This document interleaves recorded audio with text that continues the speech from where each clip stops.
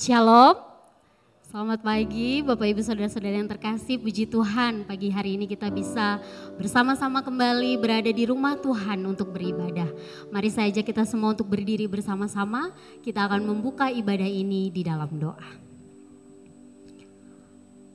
Pertolongan kita dalam ibadah Minggu yang kudus ini ialah datang dari Tuhan Allah yang menciptakan langit bumi dan segala isinya. Ia setia memelihara ciptaannya dan tidak pernah meninggalkan perbuatan tangannya dari selama-lamanya sampai selama-lamanya. Ya Allah Tuhan kami mengucap syukur jika pagi hari ini kami diberikan kesempatan untuk berkumpul di rumah Tuhan, untuk beribadah bersama-sama dengan saudara-saudara seiman kami. Ya Tuhan, pagi hari ini kami mau menyerahkan ibadah ini. Biarlah lewat pujian yang kami naikkan, penyembahan, doa yang kami naikkan kepadamu Tuhan. Kami merasakan kehadiran Tuhan menjamah kehidupan kami. Ya Tuhan, kami juga berdoa untuk kebenaran firman Tuhan yang nanti akan disampaikan kepada kami semua. Kami berdoa kiranya firman-Mu ini dapat mengubahkan kehidupan kami Tuhan, sehingga hidup kami semakin serupa dengan Kristus. Kami berdoa juga Tuhan menyerahkan saudara-saudara kami yang mungkin masih dalam perjalanan. Kiranya Tuhan menghantarkan mereka tiba di tempat ini dengan selamat, sehingga kami dapat beribadah bersama-sama. Kami serahkan Tuhan rangkaian ibadah kami ini hanya ke dalam tangan kuasa-Mu. Mari saudara-saudara kita semua yang siap memuji dan menyembah Tuhan, sama-sama kita katakan amin. Shalom Bapak Ibu Saudara sekalian, selamat berkumpul di dalam kasih-Nya Tuhan. Bersyukur kalau hari ini, pagi ini kita boleh diberikan kesempatan yang baik, dalam kondisi yang baik-baik untuk beribadah, bersekutu dan memuliakan Tuhan. Amin. Tuhan tidak pernah meninggalkan kehidupan kita, apapun yang terjadi dalam kehidupan kita. Tuhan selalu menyertai kita. Dari satu keadaan kepada keadaan berikutnya, Tuhan tidak pernah meninggalkan kita. Amin. Berikan tepuk tangan yang paling meriah bagi Tuhan. Tuhan yang kita sembah di dalam nama Tuhan Yesus. Denganmu Tuhan.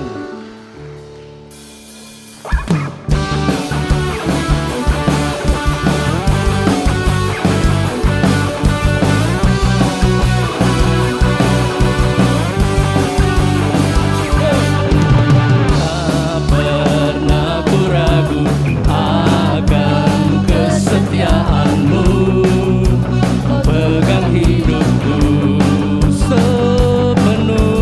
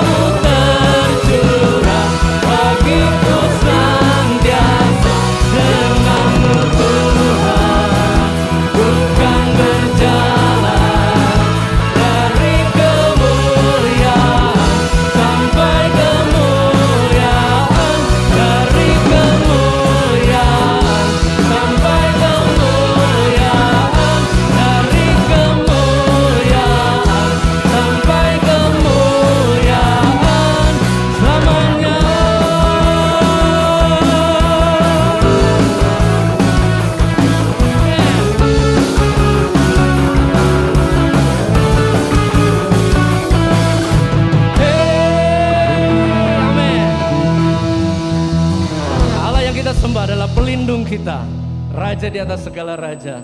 Janjinya tidak pernah ingkar. Amin. Mari kita tinggikan Dia karena Dia Allah yang tidak pernah meninggalkan kita. Nyata janjimu.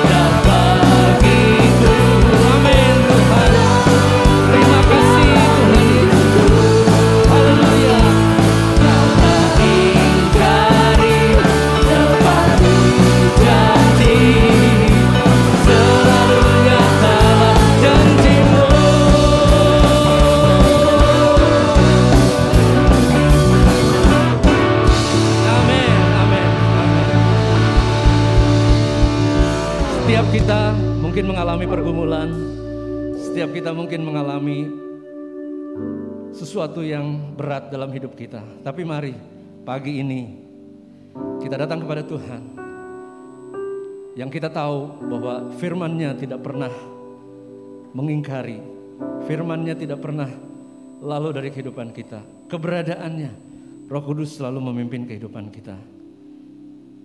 Dia selalu siap untuk menolong kita. Dia selalu siap mengerjakan sesuatu yang mungkin tidak terfikirkan oleh kita. Mari pagi ini seluruh keberadaan kami terbuka di hadapan-Mu ya Tuhan. Kami mengucap syukur karena Tuhan begitu baik buat kami. Kuasa-Mu tidak pernah berubah. Mujizat-Mu masih berlaku Tuhan bagi hidup kami yang berseru dan berharap kepada Tuhan. Haleluya Yesus.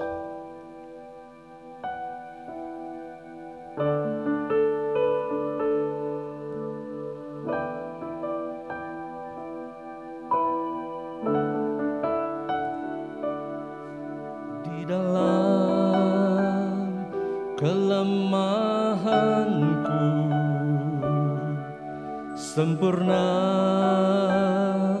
kuasa-Mu, hebatnya tantanganku, lebih hebat Tuhanku. Ku berserah kepadamu yang membelah laut, yang teduhkan badai, yang mustahil pun terjadi karena kuasa-Mu yang pegang hidupku, yang buka jalan bagiku. Kau pembuat mujizat sejati.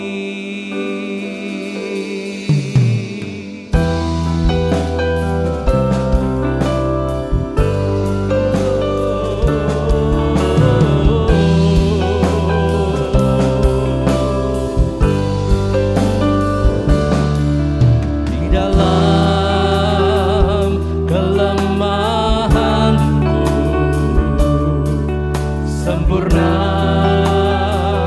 kuasa-Mu,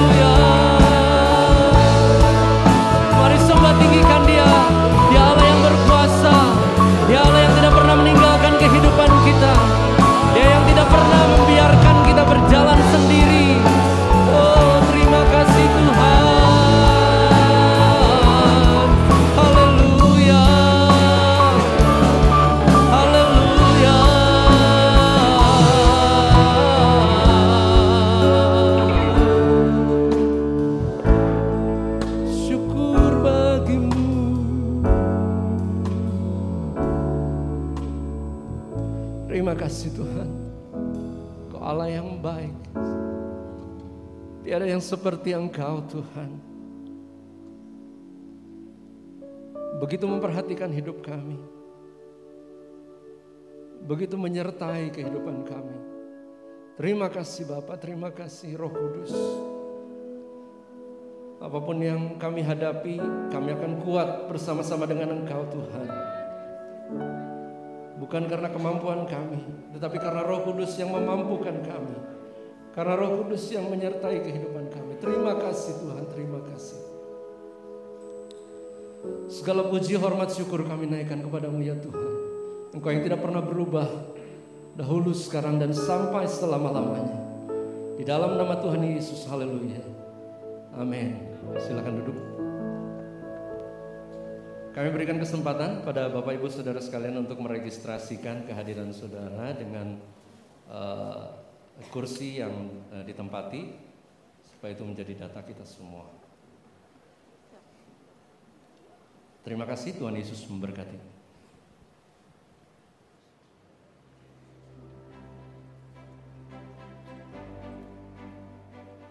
Tidak hanya melalui lantunan musik dan pujian kepada Tuhan, menciptakan karya untuk memberkati jemaat Tuhan melalui visual juga menjadi ladang pelayanan yang mulia. Namun pernahkah Anda membayangkan bagaimana sebuah karya visual dibuat? Karya visual dibuat melalui sebuah proses yang panjang dengan melibatkan banyak orang, terutama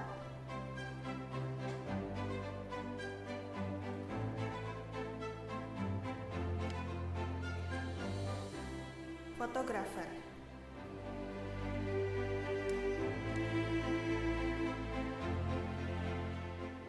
dan videografer.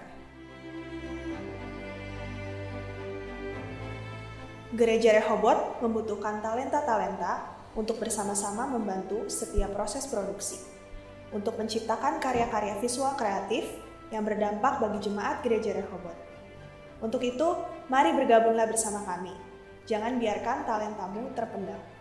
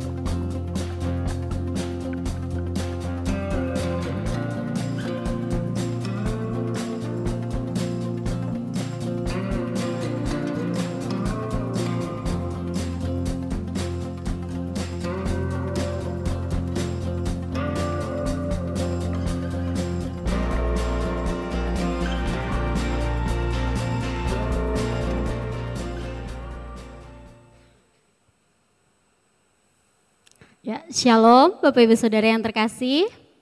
Puji Tuhan, ini adalah kali pertama saya diberi kesempatan untuk menyampaikan firman Tuhan di KU2. Sebelumnya terima kasih untuk Bapak Gembala, Majelis dan juga pengurus KU2 yang sudah memberikan kesempatan ini. Sebelum kita mendengarkan firman Tuhan, mari kita bersatu di dalam doa. Ya Allah, Bapa kami mengucap syukur. Melalui pujian, penyembahan yang kami naikkan kepadamu Tuhan dalam ibadah ini, kami sungguh merasakan kehadiran Tuhan di antara kami.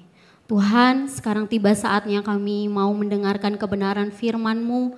Biarlah Engkau sendiri yang akan berbicara kepada kami, sehingga melalui kebenaran ini pemikiran kami diubahkan, hidup kami diubahkan, sehingga kami semakin serupa dengan Kristus.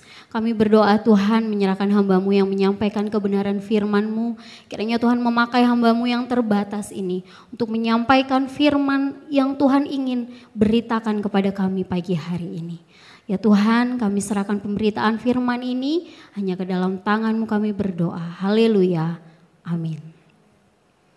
Bapak Ibu Saudara yang terkasih, bulan ini kita sudah belajar tentang pribadi Allah Tritunggal dan juga sifat-sifat Allah. Nah, hari ini kita juga akan melihat salah satu sifat Allah, yaitu kemahakuasaannya. Firman Tuhan hari ini akan saya berikan judul The Almighty Triune God, atau Allah Tritunggal yang Maha Kuasa. Firman Tuhan hari ini akan terambil dari Lukas. Kita akan lihat satu perikop di dalam Lukas pasal 8 ayat 26 sampai 39. Nah, kita akan baca firman Tuhan ini secara bergantian. Nanti saya akan baca ayat 26, Bapak Ibu Saudara-saudari ayat 27, saya 28 dan selanjutnya. Ya, sekali lagi Lukas pasal 8 ayat 26 sampai 39 dengan judul perikop Yesus mengusir roh jahat dari orang Gerasa. Demikian firman Tuhan.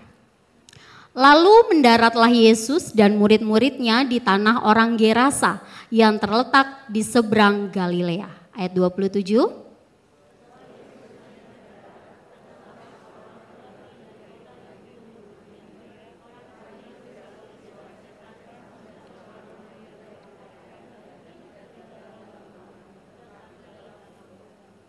Ayat 28, ketika ia melihat Yesus, ia berteriak, lalu tersungkur di hadapannya dan berkata dengan suara keras, "Apa urusanmu dengan aku, hai Yesus, anak Allah yang maha tinggi? Aku memohon kepadamu supaya engkau jangan menyiksa aku." 29.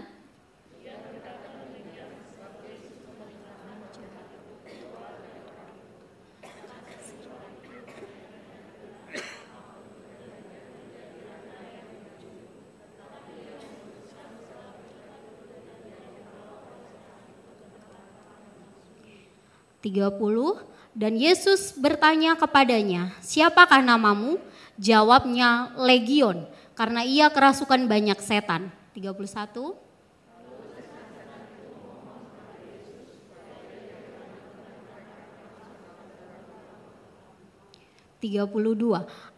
Adalah di sana sejumlah besar babi sedang mencari makan di lereng gunung. Lalu setan-setan itu meminta kepada Yesus supaya ia memperkenankan mereka memasuki babi-babi itu. Yesus mengabulkan permintaan mereka.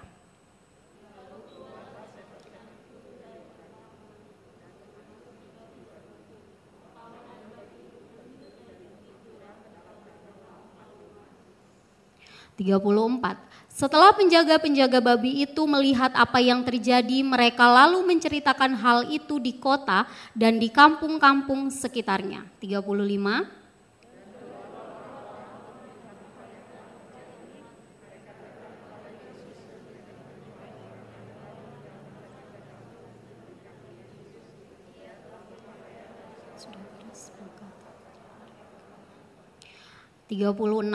Orang-orang yang melihat sendiri hal itu memberitahukan kepada mereka bagaimana orang yang dirasuk setan itu telah diselamatkan.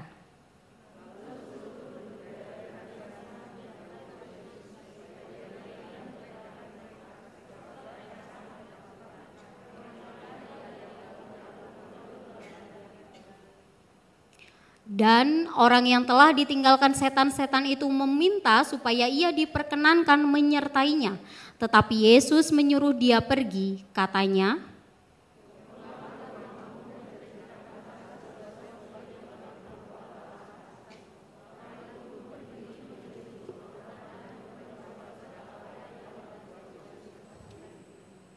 amin.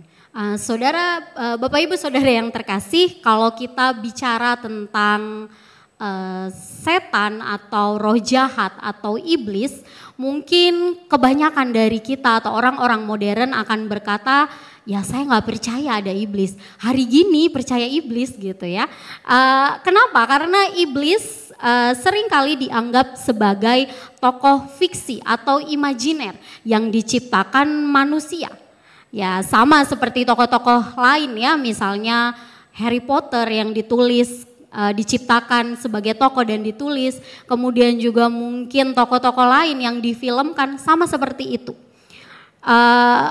Kemudian misalnya saja di Indonesia ya, Indonesia ini merupakan market yang cukup menjanjikan atau pasar yang cukup menjanjikan bagi seorang content creator yang di channel YouTube-nya mungkin dia buat konten horor. Jadi bukan rahasia lagi gitu ya kalau kita jadi content creator kemudian pengen viewersnya cepet naik gitu ya. Konten apa yang mesti dibuat? Konten horor, itu rahasianya. Kalau masukin konten horor udah pasti viewersnya itu cepet naik. Nah, jadi saat ini cara-cara yang dipakai seperti ini sebenarnya membuat kita kemudian mungkin berpikir bahwa iblis sebenarnya tidak ada. Sekali lagi mereka adalah tokoh, hanyalah tokoh yang diciptakan atau dibuat oleh manusia. Nah kemudian bagi orang percaya sendiri, iya, sebagian orang Kristen mungkin ada di dalam dua pandangan ini. Ya, sebagian orang Kristen ada di dalam dua pandangan ini. Yang pertama, ini adalah pandangan ekstrim pertama, yaitu menganggap bahwa iblis sebenarnya tidak ada. Iblis yang ditulis di dalam Alkitab itu hanya personifikasi atau gaya bahasa yang dibuat untuk menggambarkan kejahatan. Nah saudara, tapi kita tidak mempercayai hal ini. Karena mengapa? Alkitab sangat jelas sekali mengatakan bahwa iblis itu ada dan dia mengawasi kita. Bahkan Rasul Petrus mengatakan dalam 1 Petrus 5 ayat 8 bahwa iblis itu seperti singa yang mengaum dan mencari mangsa yang dapat ditelannya.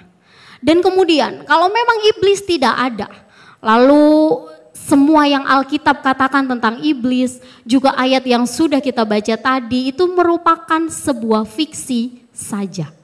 Dan kalau memang iblis benar tidak ada, ya mungkin Adam dan Hawa juga tidak akan jatuh di dalam dosa.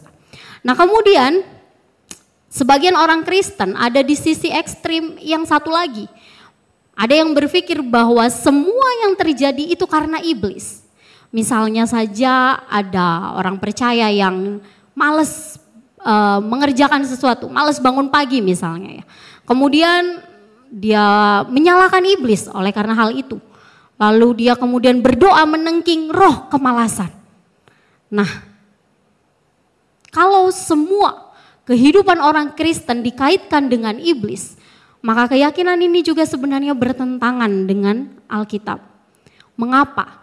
Karena memang sebenarnya Alkitab melihat bahwa ya iblis itu memang ada, dia punya kuasa, tetapi Alkitab juga jelas mengatakan bahwa iblis tidak memiliki kuasa untuk orang percaya. Lalu Bapak Ibu pandangan mana yang benar? Nah Alkitab sendiri memandang bahwa cara kerja iblis itu seperti ini.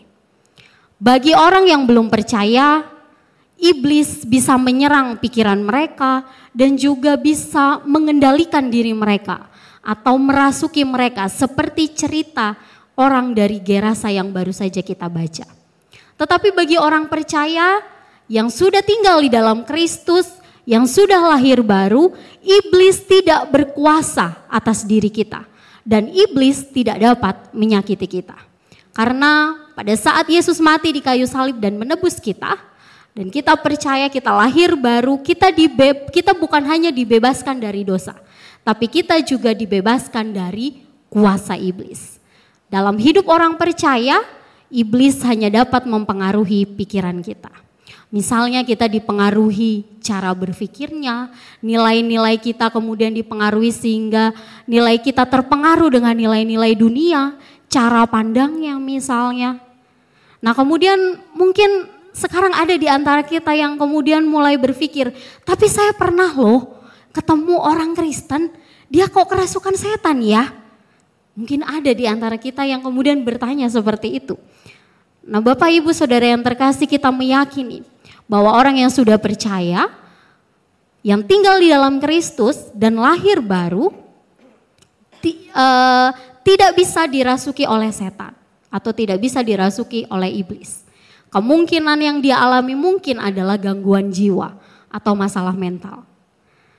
Nah saudara, melalui perikop yang kita baca tadi di awal tentang Yesus yang mengusir roh jahat dari orang Gerasa, hari ini kita akan melihat bahwa hanya kuasa Allah lah yang bisa mengalahkan kuasa jahat. Setidaknya ada 3 hal yang akan kita lihat hari ini yang mampu dikerjakan oleh Allah untuk mengalahkan kuasa jahat. Yang pertama adalah kuasa Allah mampu membebaskan. Di dalam ayat 26, 27 dan 29 yang sudah saya tampilkan di depan, yang sudah kita juga baca tadi di awal, di sini kita melihat bahwa orang dari Gerasa itu dikuasai iblis dengan cara dirasuki oleh banyak setan. Bahkan di ayat selanjutnya, pada saat Yesus bertanya siapa namamu, dia menyebutkan bahwa namanya adalah Legion. Artinya iblis sedang mengatakan bahwa di dalam diri orang ini ada banyak setan-setan. Nah untuk waktu yang lama dia tidak berpakaian, dia juga tidak tinggal di dalam rumah, tetapi dia tinggal di kuburan. Nah kemungkinan besar area kuburan yang dijelaskan di dalam perikop ini itu terletak di tepi laut Galilea. Ada sebuah bukit yang sangat tinggi, kemudian di puncak bukit itu biasanya orang membangun kuburan. Nah kemungkinan orang ini dibawa setan untuk menaiki tebing yang curam itu. Nah kemudian dijelaskan juga bahwa roh itu menyiksa dia dengan menyeret-nyeret orang tersebut. Nah iblis menjadikan orang ini berperilaku sangat liar. Dia juga mengancam keamanan banyak orang. Nah inilah yang menyebabkan orang-orang di sekitarnya kemudian mengikat dia, merantai dia. Tetapi bagaimanapun caranya mereka mengikat orang ini, dia tetap bisa melepaskan ikatan itu. Nah jadi kemudian orang banyak membawa dia ke tempat yang sunyi. Nah bayangkan Bapak Ibu Saudara, bagaimana iblis dengan kejam menyiksa orang dari Gerasa ini. Kemudian yang selanjutnya di ayat 28, di sini dijelaskan bahwa ketika iblis melihat Yesus, dia berteriak, dia tersungkur dan dia memohon. Dengan suara nyaring dia berkata, apa urusanmu dengan aku, hai anak Allah yang maha tinggi. Nah mari kita perhatikan kata hai Yesus anak Allah yang maha tinggi. Nah sebenarnya ungkapan ini adalah deskripsi tentang Tuhan yang tidak biasa, yang biasa dipakai di Perjanjian Baru. Nah ungkapan ini bukan sebuah kalimat yang biasa dipakai oleh orang-orang pada waktu itu untuk memanggil dewa-dewa mereka. Tapi kalimat ini menggambarkan seseorang yang berasal dari tempat maha tinggi dan dia punya kuasa atas apapun. Nah, melalui ayat ini kita dapat melihat bahwa saat itu iblis mengenal siapa Yesus. Iblis juga menyadari bahwa Yesus sangat berkuasa dan sanggup menaklukkan dia. Saudara, di bagian ini kita diajak untuk menyadari bahwa iblis tidak pernah memiliki niat baik kepada kita, untuk manusia, terutama orang percaya. Tujuan iblis selalu ingin menjauhkan kita dari Allah. Tujuan iblis selalu ingin menghancurkan kehidupan kita. Jika kita tidak waspada, tidak mengawasi hidup kita, maka iblis dapat menguasai pikiran kita. Dia memanipulasi, dia memprovokasi, dia juga membuat kita berpikir di luar kehendak Allah. Kemudian jika itu terjadi kita akan sangat mudah jatuh di dalam dosa. Sekali kita jatuh dalam dosa kita bisa terjerat dengan dosa yang lain. Dan ini adalah bahaya yang sangat besar. Tapi walaupun iblis punya kuasa seperti itu, tetapi Yesus punya kuasa yang jauh lebih besar daripada apapun. Yesus sangat mampu membebaskan kita dari kuasa iblis dan juga membebaskan kita dari pengaruh iblis. Nah, saudara yang terkasih, Allah membebaskan kita dari kuasa iblis itu pertama kali adalah pada saat kita dibaptis dan kita lahir baru. Pada saat itu Allah secara supranatural membebaskan kita dari kuasa iblis. Maka saat itu juga iblis tidak berkuasa atas diri kita. Dia tidak bisa mengintervensi hidup kita. Kemudian setelah kita menjadi orang percaya, kemudian setelah kita menjadi orang percaya, setiap hari Allah juga membebaskan kita dari pengaruh iblis. Dengan cara apa saudara? Dengan cara memperbaharui pikiran kita. Melalui apa? Melalui firman, melalui ibadah, melalui komunitas di dalam gereja. Inilah cara-cara yang dipakai Allah untuk mengikis pengaruh-pengaruh iblis. Jadi pertama kali kita dibebaskan dari kuasa dosa adalah pada saat kita lahir baru, hidup di dalam Kristus. Setelah itu iblis tidak bisa berkuasa atas hidup kita.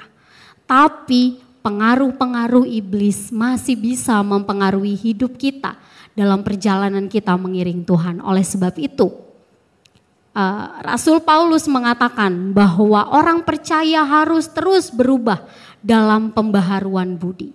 Kita harus terus memperbaharui pikiran kita melalui firman Tuhan, melalui ibadah dan lain sebagainya. Nah saudara, mungkin ada di antara kita saat ini yang mungkin juga ada di bawah pengaruh-pengaruh iblis.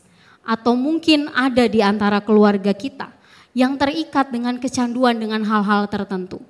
Misalnya pornografi, narkoba mungkin, atau dosa-dosa yang lain.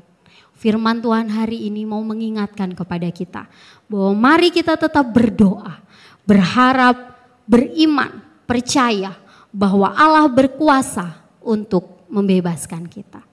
Kemudian yang kedua adalah kuasa Allah mampu untuk memulihkan. Di dalam ayat 35 dan 38 bagian A, di sini kita melihat bahwa Gerasa sebelumnya saya jelaskan dulu. Gerasa adalah daerah yang terletak di seberang Galilea atau di sebelah timur Sungai Yordan. Nah, Gerasa ini merupakan kota utama dari 10 kota atau Dekapolis yang dibangun oleh Alexander Agung untuk orang-orang Yunani. Jadi kemungkinan besar orang yang dirasuki setan ini kemungkinan adalah orang Yunani karena dia berasal dari Gerasa. Nah, sebenarnya Yesus sendiri tidak memiliki kewajiban dalam tanda kutip untuk menolong orang ini. Kenapa? Karena dalam Matius 15 ayat 24 Yesus pernah berkata bahwa dia diutus ke dunia untuk domba-domba yang hilang dari umat Israel atau orang Yahudi. Jadi sebenarnya Yesus tidak harus juga menolong orang ini. Tetapi pada saat Yesus melihat orang yang kerasukan ini begitu menderita, kasih Yesus yang membuat dia bersedia memulihkan orang yang kerasukan tersebut. Yesus memandang berharga orang tersebut walaupun dia dikucilkan, dia dibuang dari kampung halamannya. Apa saja yang Yesus pulihkan? Yang pertama, Yesus memulihkan diri atau kesadaran orang tersebut. Dia yang tadinya tidak berpakaian, kemudian tinggal di kuburan, kini dia pada saat Tuhan memulihkan keadaannya, dia kembali berpakaian. Dia yang tadinya tidak bisa menguasai diri, tidak bisa berpikir waras, dia yang bertindak sangat liar, sekarang dia dengan tenang dapat duduk di kaki Yesus dan berbicara dengan Yesus. Yesus memulihkan kemanusiaan orang ini. Yesus memperbaiki moralnya, karakternya, dan juga tingkah lakunya. Kemudian yang kedua, Yesus bukan hanya memulihkan kemanusiaannya, tapi juga memulihkan jalan hidupnya. Di dalam ayat 38 tadi dijelaskan bahwa orang tersebut setelah dia sembuh, setelah dia sudah bebas dari iblis, dia meminta untuk mengikuti Yesus. Di sini orang ini mengalami perubahan paradigma yang sangat besar. Dia melihat bahwa mengikut Yesus adalah sesuatu yang penting. Dia bersedia mengikut Yesus setelah dia dibebaskan. Nah, saudara, kadangkala orang Kristen itu mengalami satu dilema gitu ya. Kadang kita kalau harus bangun pagi-pagi dan kemudian baca firman, renungan itu masih berat ya Bapak Ibu. Kadang kita merasa malas. Lalu kemudian mungkin ada di antara kita yang kemudian menyalahkan iblis karena situasi itu. Kita mungkin berdoa, kemudian berdoa lalu kita bilang kita tengking roh kemalasan gitu ya. Nah Bapak Ibu kadang juga mungkin dalam usaha atau pekerjaan kita mengalami hambatan gitu ya. Lalu kemudian sering juga mungkin kita dengar ada orang bicara, oh berarti kita harus tengking ini roh kemiskinan. Supaya apa? Supaya usahanya lancar. Nah Bapak Ibu, padahal terkadang kehidupan kita tidak semua itu harus dikaitkan dengan iblis, dengan kuasa roh jahat. Mengapa? Karena di awal tadi kita sudah bahas bahwa iblis tidak bisa mengintervensi kehidupan kita secara langsung.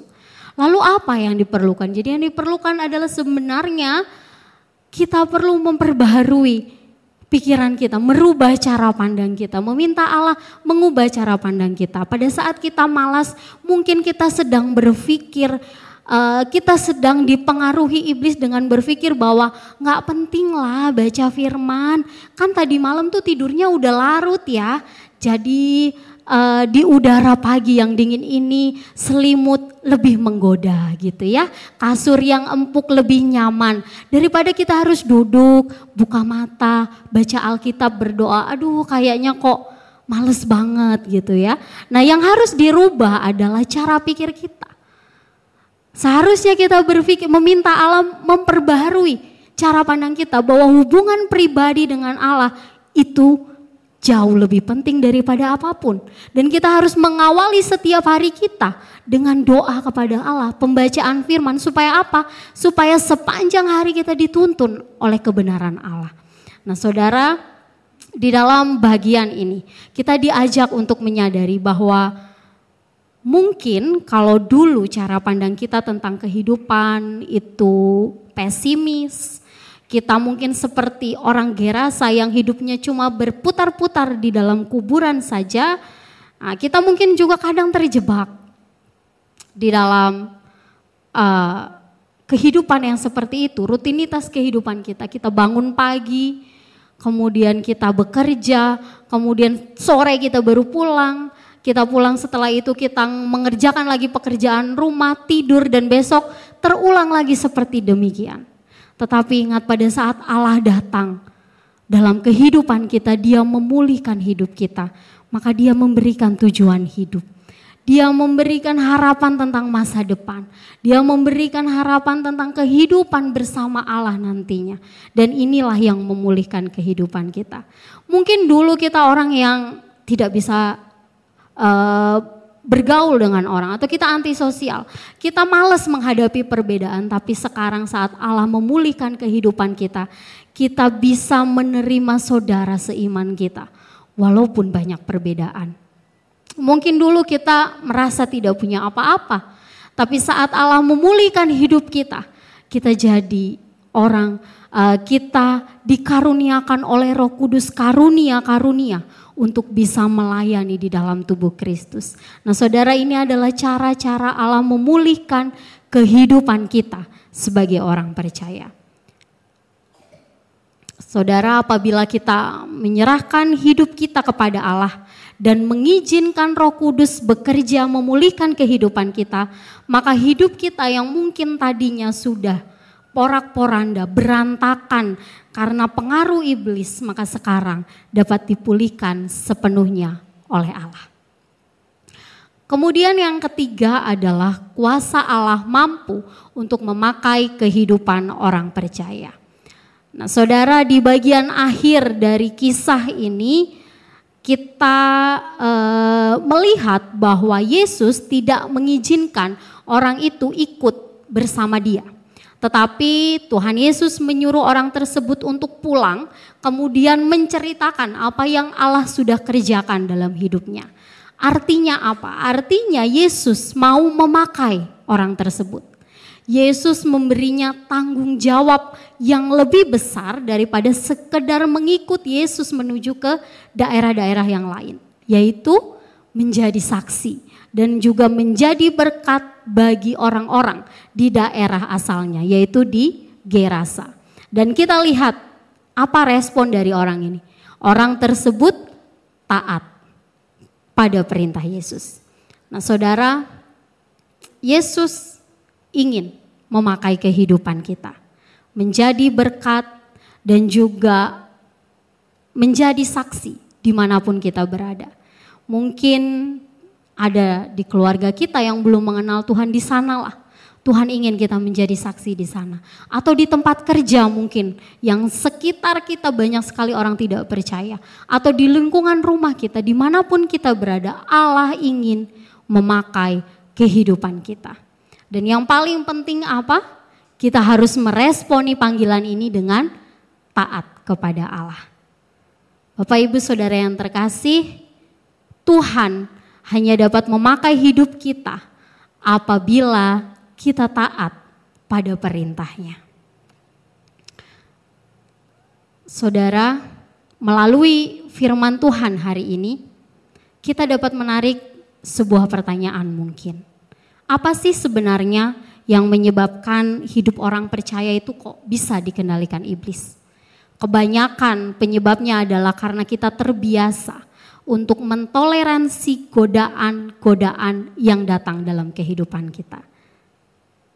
Salah satu tokoh gereja Katolik, dia bernama Ignatius dari Loyola, dia mengatakan sebuah kalimat yang sangat bagus sekali, dan saya juga setuju bahwa kalimat ini sesuai dengan firman Tuhan hari ini. Dia berkata bahwa iblis menggunakan rencana yang tersusun rapi dan dia juga melakukan operasi rahasia.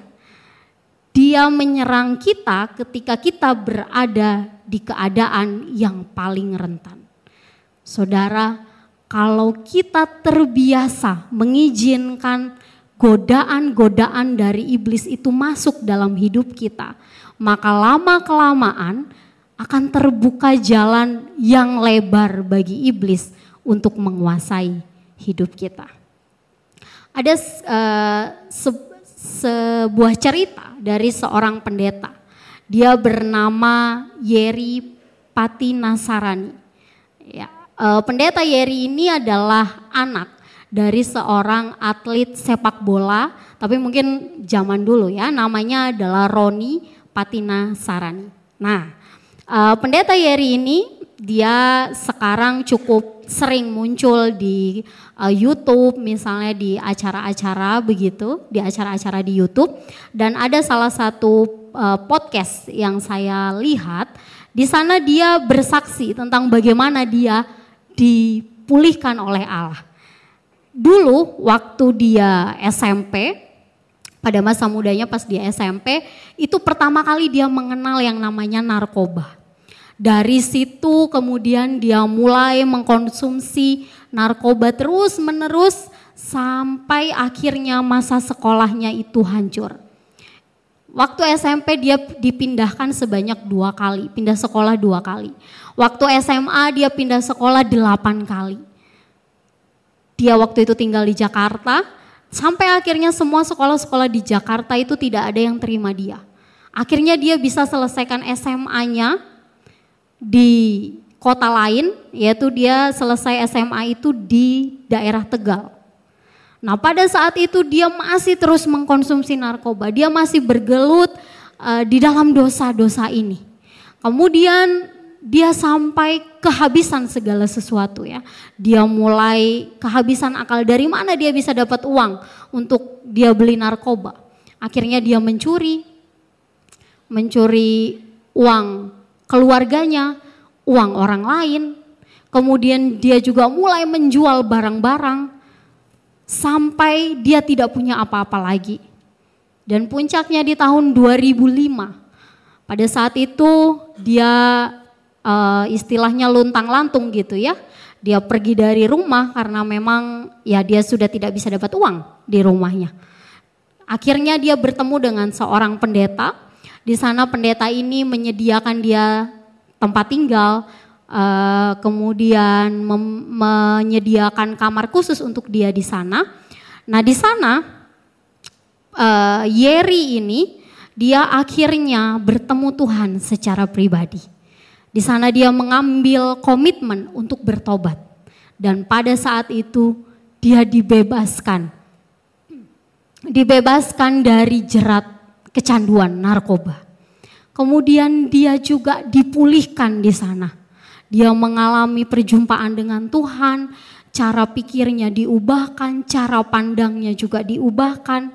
Dan saat ini pendeta Yeri ini dipakai Tuhan untuk memberkati banyak orang lewat konten yang dia masukkan di YouTube, juga lewat kesaksian-kesaksiannya. Ini memberkati banyak orang. Nah saudara yang terkasih, melalui firman Tuhan hari ini kita diajak untuk menyadari bahwa memang sebenarnya iblis itu ada. Dia eksis, dia siap menyerang kita kapan saja. Oleh sebab itu kita harus selalu waspada. Kita harus selalu waspada terhadap diri kita dan terhadap godaan-godaan iblis yang datang. Kita juga diajak untuk menyelidiki dengan jujur di hadapan Tuhan. Mungkin hari ini kita menyadari ada keterikatan-keterikatan kita dengan dosa-dosa tertentu. Atau ada area-area gelap dalam diri kita yang disebabkan oleh pengaruh-pengaruh iblis. Mungkin juga ada di antara keluarga kita yang saat ini mengalami keterikatan dengan kecanduan hal-hal tertentu. Misalnya pornografi, narkoba, atau tidak usah dosa yang kelihatan besar lah ya, dosa yang kecil, yang kelihatan kecil. Misalnya suka bergosip, menyimpan dendam. Nah jika memang ada, jika memang kita menyadari hal-hal tersebut, maka mari kita tetap berdoa, tetap berharap, tetap percaya bahwa kuasa Allah sanggup membebaskan. Allah yang penuh kasih juga sanggup memulihkan kehidupan kita. Bukan hanya sampai di situ. Jika kita taat kepada perintah Allah, Ia akan memakai hidup kita menjadi saksi, juga menjadi berkat bagi banyak orang. Demikian firman Tuhan hari ini, kita akan menutupnya di dalam doa. Ya Allah Bapa kami mengucap syukur untuk kebenaran Tuhan yang datang kepada setiap kami hari ini. Kami bersyukur Tuhan karena kami tinggal di dalam Engkau. Kami orang-orang percaya yang telah Engkau tebus. Kami meyakini Tuhan bahwa hidup kami tidak lagi ada di bawah kuasa iblis. Tuhan kami bersyukur untuk hal ini. Tapi kami juga berdoa Tuhan pagi hari ini. Jika ada pengaruh-pengaruh iblis yang mempengaruhi cara pikir kami, cara pandang kami, cara kami menilai kehidupan ini, Tuhan ampuni kami. Kami mau tetap percaya Tuhan bahwa Engkau Allah yang sanggup membebaskan kami, memulihkan kehidupan kami, dan kemudian kami juga dipakai untuk menjadi berkat dan menjadi saksi dimanapun kami berada. Bersyukur Tuhan untuk kebenaran firman Tuhan yang datang kepada setiap kami. Ajar kami untuk taat untuk setia melakukan firman ini dalam kehidupan kami sehari-hari. Dalam nama-Mu Tuhan kami berdoa dan mengucap syukur. Haleluya. Amin.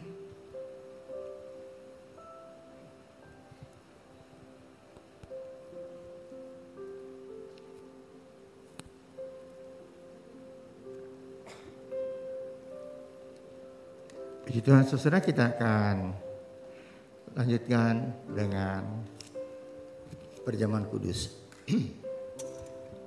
Sebelum kita akan makan dan minum perjamuan kudus bersama-sama, kita akan makan dan minum roti dan anggur. Saya akan bacakan firman Tuhan untuk kita semua.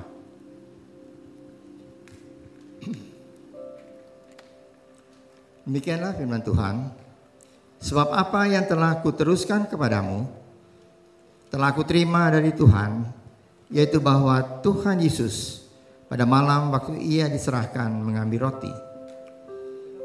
Dan sesudah itu ia mengucap syukur atasnya, ia memecah-mecahkannya dan berkata, inilah tubuhku yang diserahkan bagi kamu. Perbuatlah ini menjadi peringatan akan aku. Demikian juga ia mengambil cawan sesudah makan dan berkata, cawan ini adalah perjanjian baru yang dimeteraikan oleh darahku. Perbuatlah ini setiap kali kamu minumnya menjadi peringatan akan aku.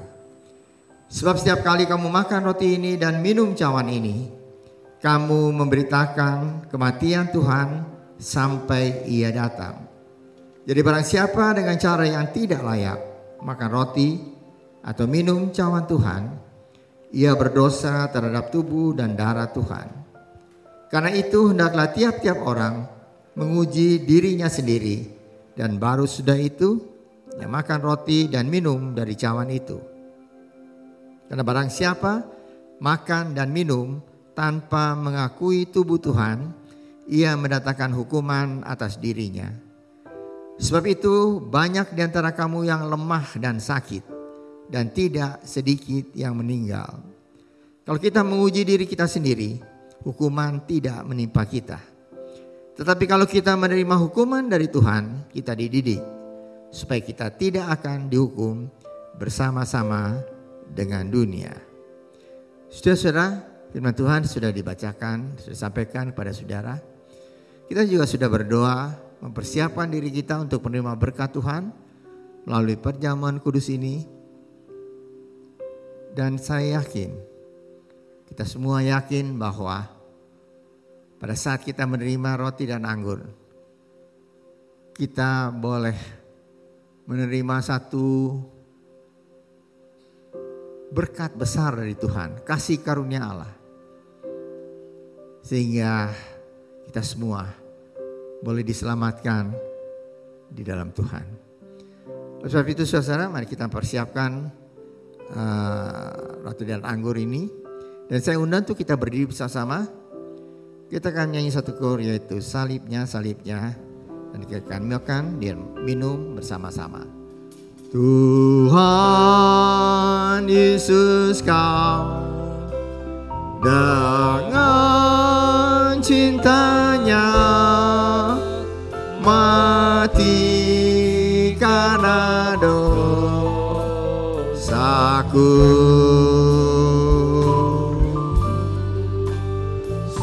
supaya saya percaya Dia dan hidup sampai selamanya.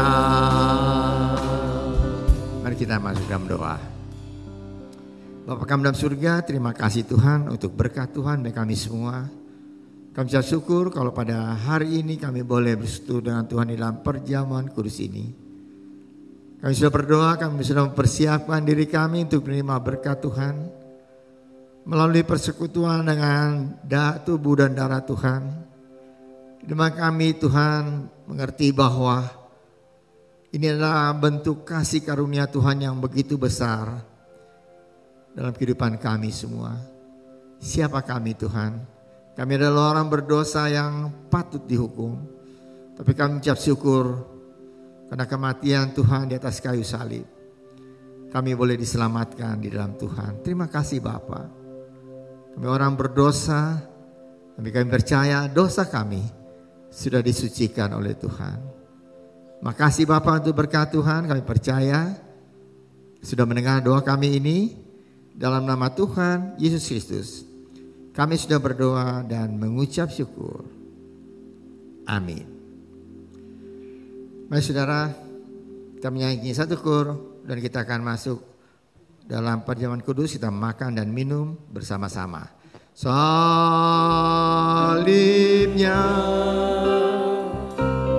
salibnya, selamanya mulia,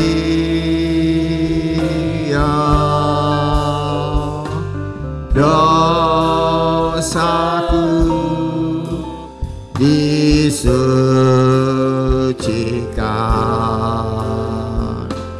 oleh darah Yesus.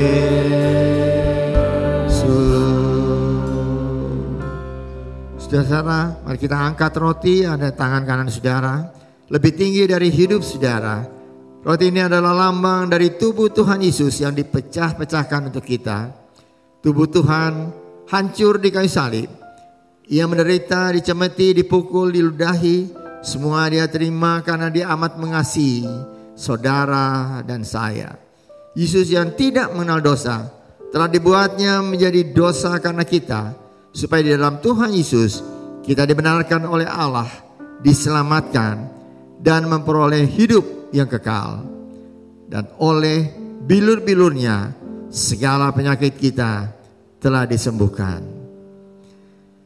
Dan ketika mereka sedang makan, Yesus mengambil roti, mengucap berkat atasnya, memecah-mecahkannya, lalu memberikannya kepada murid-muridnya dan berkata, "Ambillah, makanlah, inilah tubuhku yang diserahkan bagi kamu.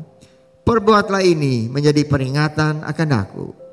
Bukankah roti yang kita pecah-pecahkan adalah persekutuan dengan tubuh Kristus? Marilah kita makan bersama-sama dalam nama Tuhan Yesus Kristus. Amin.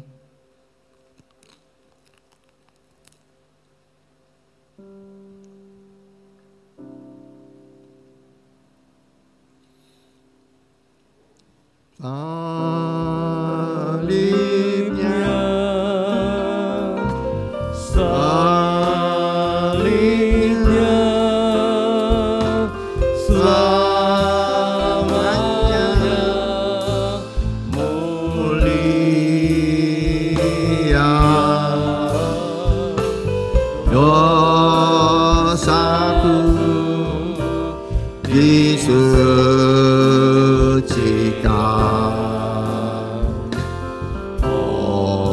oleh darah Yesus.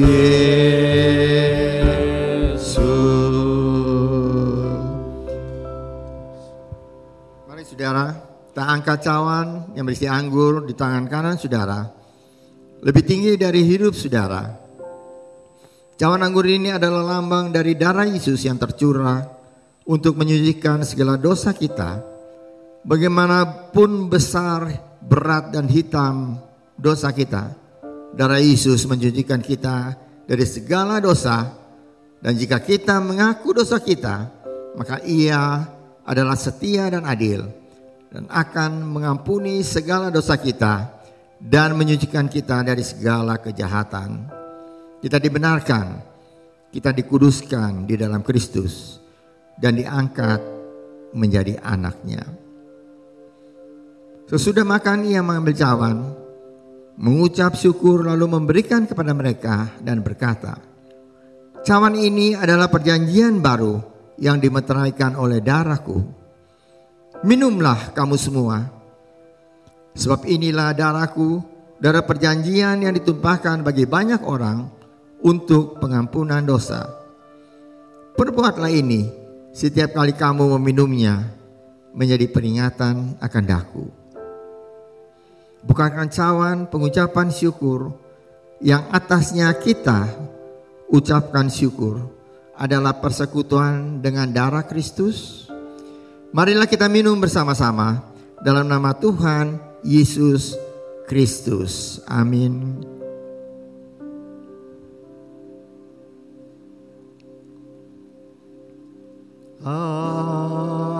Salibnya, salibnya, selamanya mulia.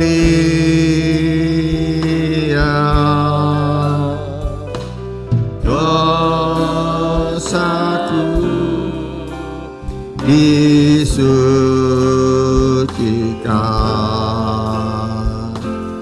oleh darah Yesus. Mari saudara, kita berdoa, kita ucapkan syukur untuk berkat Tuhan yang begitu besar dalam kehidupan kita semua. Mari kita berdoa. Bapa kami dalam surga, terima kasih Tuhan untuk berkat Tuhan yang begitu besar yang Kau sudah nyatakan dalam kehidupan kami. Kami boleh menerima keselamatan karena kasih karunia Allah, kasih Allah yang begitu besar. Dan kami percaya Tuhan, tanpa itu kami harus dihukum dalam hukuman yang kekal. Terima kasih Tuhan, roti dan anggur sudah kami makan dan minum, dan sekarang sudah bersatu dalam tubuh kami. Dan kami percaya, kalau ada di antara kami yang datang dalam keadaan sakit, kami pulang sudah disembuhkan oleh Tuhan. Kalau kami datang dengan tubuh yang lemah, kami pulang sudah dikuatkan oleh Tuhan. Kami datang dengan hati yang penuh susah, kami pulang dengan sudah dihibur oleh Tuhan. Kami datang dengan banyak persoalan, kami pulang dengan hati yang sudah dilegakan oleh Tuhan. Terima kasih Bapa untuk kasih karunia Tuhan dalam kehidupan kami. Makasih Bapa, kami percaya Tuhan Kau sudah menerima ucapan syukur kami ini. Kami naikkan dalam nama Tuhan Yesus Kristus yang menjadi juru selamat kami yang hidup. Amin. Silakan duduk saudara. Saudara, renungkan bahwa sebentar apabila saudara keluar, harap saudara plastik-plastik ini harap saudara bawa keluar sehingga semuanya bersih ya. Baik, kita tetap berdoa untuk pemerintah kita dalam mengatasi tekanan ekonomi. Kalau pandemi Tuhan sudah tolong sehingga semuanya sudah berjalan dengan baik. Kita berdoa supaya tekanan ekonomi yang menghantui seluruh dunia, bukan cuma Indonesia. Kami warga negara Indonesia, kami boleh melihat negara kami ditolong oleh Tuhan, diberkati sehingga kami dapat mengatasi ini dengan pertolongan Tuhan. Mari saudara, kita akan tutup ibadah kita pagi hari ini dengan doa. Saya undang untuk kita berdiri bersama-sama. Kita akan tutup doa dengan doa. Mari kita berdoa. Bapa kami dalam surga, terima kasih Tuhan untuk berkat Tuhan bagi kami semua. Dan sudah boleh Tuhan pada ibadah ini kami sudah boleh memuji Tuhan, menyembah Tuhan. Kami juga sudah mendengar firman Tuhan, di mana Engkau Tuhan senantiasa menyertai hidup kami semua. Engkau yang menguasai alam semesta ini, kuasa iblis, kuasa jahat. Kami boleh menang terus berjalan bersama dengan Tuhan. Terima kasih Bapa untuk berkat Tuhan. Kami tetap berdoa Tuhan untuk pemerintah kami yang tengah mengatasi tekanan ekonomi. Engkau tidak akan tolong. Sehingga kami, bangsa dan negara kami boleh keluar dari tekanan ekonomi ini. Sehingga Tuhan kami boleh mengucap syukur karena Kau tidak pernah meninggalkan kami semua. Makasih Tuhan, Kau sudah memimpin bangsa negara kami, pemerintah kami untuk mengatasi pandemi ini Tuhan. Sehingga kami boleh Tuhan mengatasi dengan berkat Tuhan. Sebelum kami pulang, kami akan memberikan persembahan dan mengembalikan perpuluhan yang Tuhan punya. Ajar pada kami untuk memberikan yang terbaik, karena Tuhan sudah memberikan yang terbaik bagi kami, yaitu hidup yang kekal di dalam Tuhan. Terima kasih Bapa untuk berkat Tuhan. Kami akan masuk dalam minggu yang baru. Kami percaya kami tidak berjalan sendiri. Engkau menyertai kami semua dan Tuhan memberkati kami sehingga pada minggu depan kami boleh berkumpul bersama-sama untuk mengucap syukur atas berkat Tuhan dalam kehidupan kami semua. Terima kasih Bapa. Percaya Tuhan Kau sudah mendengar doa kami dan ucapan syukur kami ini yang kami naikkan dalam nama Tuhan Yesus Kristus yang menjadi juru selamat kami yang hidup. Saudara yang dikasihi oleh Tuhan, angkatlah tangan saudara untuk menerima berkat Allah. Arahkan hati saudara kepada Tuhan dan hadirat-Nya. Maka berkat Allah memenuhi hidup saudara. Berkat Allah memenuhi keluarga saudara. Berkat Allah memenuhi kesehatan saudara. Berkat Allah memenuhi pekerjaan saudara. Dan jadilah berkat dimanapun saudara berada. Dan saudara terimalah berkat dari Allah Bapa, kasih karunia dan damai sejahtera dari Tuhan Yesus Kristus dan persekutuan Allah Roh Kudus menyertai saudara sekalian mulai hari ini sehingga Maranatha, Tuhan Yesus datang kembali. Amin. Bapa, terima kasih.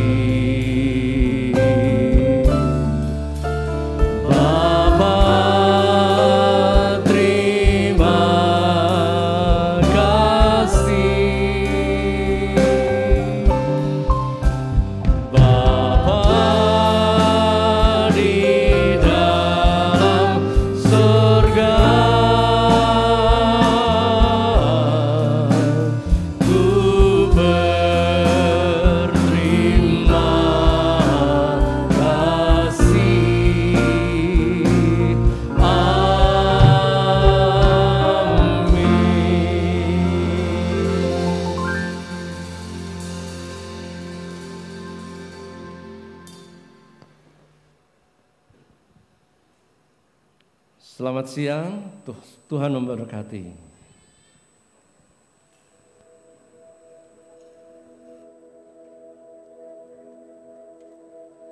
Siapa yang mau kita senangkan? Mau menyenangkan Allah atau mau menyenangkan manusia? Hamba-hamba Tuhan melayani Tuhan tentu untuk menyenangkan hati Tuhan. Ya, maaf kalau saudara tersinggung misalnya pagi ini. Wah, firman Tuhannya nyinggung saya, bukan. Ya, karena ini memang firman Tuhan. Orang yang kadang-kadang kita tidak tahu apa jasanya, tetapi di mata Tuhan dia begitu berarti.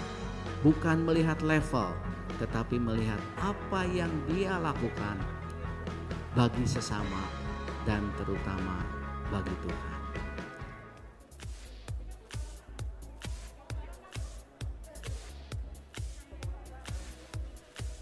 Tuhan bilang, aku itu menciptakan kamu untuk berkuasa di bumi. Seperti kejadian tadi. Kemudian taklukkanlah semua itu. Tuhan kasih kita kemampuan enggak? Tuhan lengkapi kita dengan kemampuan. Potensi yang luar biasa kalau kita menyadari itu. Tuhan sudah rancangkan masa depan yang penuh harapan buat kita. Jadi jangan dengar kalau orang lain bilang kita gagal lah, kita nggak mampu lah, kita nggak bisa apa-apa, itu kata manusia. Ingat kita punya Tuhan yang merancangkan hidup kita itu indah, penuh harapan. Banyak orang cuma tahu Kristus, tapi banyak orang yang nggak benar-benar mengenal Kristus. Banyak orang yang mau terlihat baik dengan pergi ke gereja setiap hari Minggu, terlihat baik dengan mengikuti kebaktian setiap hari Minggu, tetapi mereka mengabaikan pengenalan akan Kristus yang sejati. Shalom saudara, selamat beribadah di Gereja Rehoboth. Kami sangat senang Anda dapat bersekutu bersama kami. Mari beribadah secara onsite di Kebaktian Umum 1 atau Kebaktian Umum 2 dengan tetap menjaga protokol kesehatan. Rekaman ibadah dapat Anda akses di YouTube channel Gereja Rehoboth Jemaat Bandung mulai pukul 5 sore. Allah Tritunggal dan Kemahakuasaan Allah akan menjadi tema kita sepanjang bulan Oktober. Jangan lewatkan ibadah setiap minggunya. Persembahan dan perpuluhan dapat diberikan saat ibadah onsite maupun online melalui QR Code dan nomor rekening yang tersedia.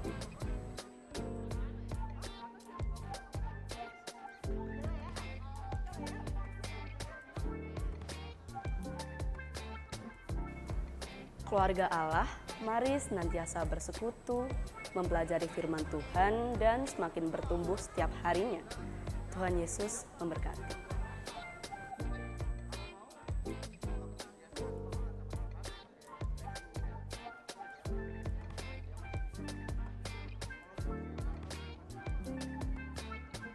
Anda telah selesai mengikuti ibadah online Gereja Rehoboth. Jangan lupa untuk like dan subscribe, dan ketuk lonceng untuk notifikasi pemberitahuan info-info berikutnya. Selamat hari Minggu, Tuhan Yesus memberkati.